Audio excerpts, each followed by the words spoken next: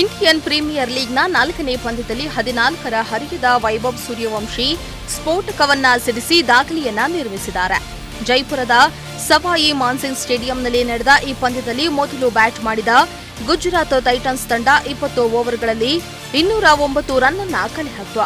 ಈ ಗುರಿಯನ್ನ ಬೆನ್ನತ್ತಿದ ರಾಜಸ್ಥಾನ್ ರಾಯಲ್ಸ್ ಪಡೆ ಎಡಗೈ ದಾಂಡಿಗ ವೈಭವ್ ಸೂರ್ಯವಂಶಿ ಕೇವಲ 35 ಎಸೆತಗಳಲ್ಲಿ ಶತಕವನ್ನ ಸಿಡಿಸಿದ್ರು. ಇನ್ನು ಒಂದೇ ಓವರ್ನಲ್ಲಿ 30 ರನ್ ಸಿಡಿಸಿದ್ದು ಈ ಪಂದ್ಯದ ವಿಶೇಷವಾಗಿತ್ತು. ಇನ್ನು ಮೊದಲ ಓವರ್ನಿಂದಲೇ ಆರ್ಭಟ ಶುರು ಮಾಡಿದ್ದ ವೈಭವ್ ಸೂರ್ಯವಂಶಿ ಅವರ ಸ್ಫೋಟಕ ಸೆಂಚುರಿ ನೆರವಿನಿಂದ ರಾಜಸ್ಥಾನ್ ರಾಯಲ್ಸ್ ತಂಡ 15.5 ಓವರ್ಗಳಲ್ಲಿ 8 ವಿಕೆಟ್ಗಳ ಭರ್ಜರಿ ಜಯವನ್ನ ಸಾಧಿಸಿದೆ.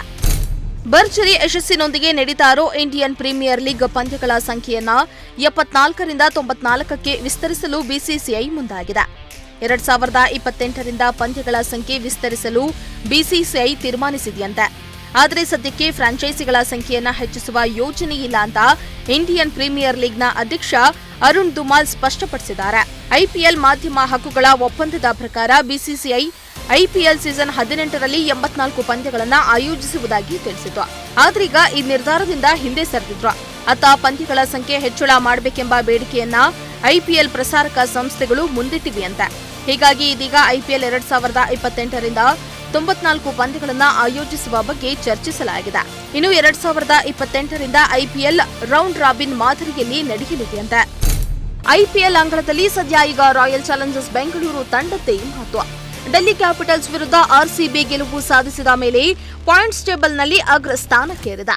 ಅಲ್ಲದೆ ಆರೆಂಜ್ ಕ್ಯಾಪ್ ಹಾಗೂ ಪರ್ಪಲ್ ಕ್ಯಾಪ್ ಅನ್ನ ಆರ್ಸಿಬಿ ತಂಡ ಪಡೆದುಕೊಂಡಿದೆ. ಆದ್ರೆ ಈಗ ಆರೆಂಜ್ ಕ್ಯಾಪ್ಗಾಗಿ ಜಿದ್ದಿನ ಪೈಪೋಟಿ ಶುರುವಾಗಿದೆ. ಡೆಲ್ಲಿ ಕ್ಯಾಪಿಟಲ್ಸ್ ವಿರುದ್ಧ ಪಂದ್ಯದಲ್ಲಿ ಅಮೋಘ ಆಟವನ್ನಾಡಿದ್ದ RCB Virat Kohli orange cap ತಮ್ಮದಾಗಿಸಿಕೊಂಡಿದ್ರು. ಸೂರ್ಯಕುಮಾರ್ ಯಾದವ್ ಬಳಿಯಿಂದ ಕೊಹ್ಲಿ ಆರೆಂಜ್ ಕ್ಯಾಪ್ ಅನ್ನ ಪಡೆದಿದ್ರು. ಇದೀಗ ಕೊಹ್ಲಿ ಬಳಿಯಿಂದ ಆ ಕ್ಯಾಪ್ ಸಾಯಿ ಸುದರ್ಶನ್ ಪಾಲಾಗಿದೆ. ನಿನ್ನೆಯ ಪಂದ್ಯದಲ್ಲಿ ಸಾಯಿ ಸುದರ್ಶನ್ 30 ಬಾಲ್ನಲ್ಲಿ 39 ರನ್ ಗಳಿಸುವ ಮೂಲಕ ಆರೆಂಜ್ ಕ್ಯಾಪ್ ಅನ್ನ ಪಡೆದುಕೊಂಡಿದ್ದಾರೆ.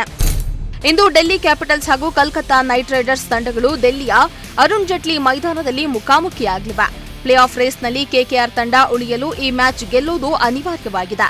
ಕಳೆದ 4 ಪಂದ್ಯಗಳಲ್ಲಿ ಡೆಲ್ಲಿ ಕ್ಯಾಪಿಟಲ್ಸ್ ತಂಡ 2ರಲ್ಲಿ ಸೋತಿದ್ದು, ಇಂದು ನಡೀತಾ ಇರೋ ಪಂದ್ಯದಲ್ಲಿ ಅಕ್ಷರ್ ಪಟೇಲ್ ಪಡೆ ಎಚ್ಚರವನ್ನ ವಹಿಸಬೇಕಾಗಿದೆ. ಇನ್ನು ಪ್ಲೇ ಆಫ್ ಪ್ರವೇಶಿಸುವ ಗುರಿ ಹೊಂದಿರುವ ಕೆಕೆಆರ್ ಹಿಂದಿನ 3 ಪಂದ್ಯಗಳ ಪೈಕಿ 2ರಲ್ಲಿ ಸೋತಿದೆ. ಇನ್ನೊಂದು ಪಂದ್ಯ ಮಳೆಯಿಂದಾಗಿ ರದ್ದಾದ ಕಾರಣ 1 ಅಂಕವನ್ನ ಹಂಚಿಕೊಂಡಿದೆ.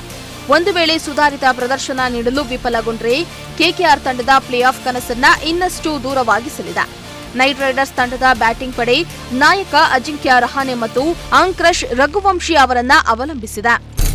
ಐಪಿಎಲ್ನಲ್ಲಿ ಯಶಸ್ವಿ ಆಟಗಾರ ಎನಿಸಿಕೊಂಡಿರೋ ರೋಹಿತ್ ಶರ್ಮಾ ಹಾಲಿ ಆವೃತ್ತಿಯಲ್ಲಿ ಮುಂಬೈ ಇಂಡಿಯನ್ಸ್ ಪರ ಇಂಪ್ಯಾಕ್ಟ್ ಪ್ಲೇಯರ್ ಆಗಿ ಕಣಕ್ಕಿಳಿದಿದ್ದಾರೆ. ಆದರೆ ಉತ್ತಮ ಮಟ್ಟದ ಪ್ರದರ್ಶನ ನೀಡುವುದರಲ್ಲಿ ಎಡುತ್ತಾ ಇದ್ದು ಸಾಮಾಜಿಕ ಜಾಲತಾಣದಲ್ಲಿ ಸಾಕಷ್ಟು ಟ್ರೋಲ್ ಟೀಕೆಗಳಿಗೆ ಕಾರಣವಾಗ್ತಾ ಇದೆ. ಇದೀಗ ಭಾರತದ ಮಾಜಿ ಕ್ರಿಕೆಟಿಗ ಆಕಾಶ್ ಚೋಪ್ರಾ ರೋಹಿತ್ ಶರ್ಮಾ ಬಗ್ಗೆ ವ್ಯಂಗ್ಯವಾಡಿದ್ದಾರೆ. ರೋಹಿತ್ ಶರ್ಮಾ ಬಗ್ಗೆ ಸಾಮಾನ್ಯವಾಗಿ ಮಕ್ಕಳಿಗೆ ಬೌಲಿಂಗ್ ಮಾಡುವುದಕ್ಕಿಂತ ಬ್ಯಾಟಿಂಗ್ ಮಾಡುವುದು ಇಷ್ಟ. ರೋಹಿತ್ ಶರ್ಮಾ ಈ ಟೂರ್ನಿಯಲ್ಲಿ ಆ ಕನಸನ್ನ ನನಸು ಮಾಡುತ್ತಿದ್ದಾರೆ ಎಂದು ವ್ಯಂಗ್ಯವಾಡಿದ್ದಾರೆ. ಅಲ್ಲದೆ ಇಂಪ್ಯಾಕ್ಟ್ ಪ್ಲೇಯರ್ ಆಗಿ ಬರ್ತಾರೆ, ರನ್ ಗಳಿಸ್ತಾರೆ. ಈಗ ಜಸ್ಪ್ರೀತ್ ಬೂಮ್ರಾ ಅವರ ಜಾಗದಲ್ಲಿ ಫೀಲ್ಡಿಂಗ್ ಮಾಡ್ತಾರೆ ಎಂದು ಆಕಾಶ್ ಚೋಪ್ರಾ ವ್ಯಂಗ್ಯ ಮಾಡಿದ್ದಾರೆ.